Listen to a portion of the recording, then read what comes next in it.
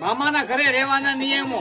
બધા ભાણિયાઓએ મામાના ઘરે ફોન કરીને પૂછીને આવવું. દરેક ભાણિયાઓને નમ્ર વિનંતી છે કે પોતાના ઘરેથી એક એક ગેસનો બાટલો લેતા આવે. મામાનું ખીચું ખાલી છે એટલે કોઈ ભાણિયાઓએ ખોટા ખર્ચા કરાવવા નહીં. હવે મામાના ઘરે મામી આવી ગયા છે એટલે મામા સાથે કોઈ ભાણિયાને સુવા મળશે નહીં. બધા ભાણિયાઓમાંથી નાના ભાણિયાને વધારે માન આપવામાં આવશે.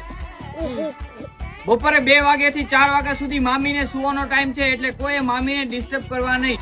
દરેક વખતેની જેમ આ વખતે પણ બધા જ ભાણિયાઓને એક એક કપડાની જોડી લઈ દેવામાં આવશે. વધારે કઈ લેવું હોય તો પોતાના મમ્મીના પર્સમાંથી પૈસા લઈ લેવા. કોઈ ભાણિયાએ મામાના ઘરમાં ખોટો કકડાટ કરવો નથી અથવા તો મામીને હેરાન કરવા નથી. જો આવું થશે તો ઘરની બહાર કાઢી મૂકવામાં આવશે. આ વખતે ઓછા મજૂર મળ્યા છે એટલે મામાના ખેતરમાં 5-5 કલાક બધા ભાણિયાઓએ કામ કરવું પડશે. વેકેશન ભલે ગમે તેટલા દિવસનું હોય પણ ભાણિયાઓએ 5 દિવસ જ રોકાવાનું છે.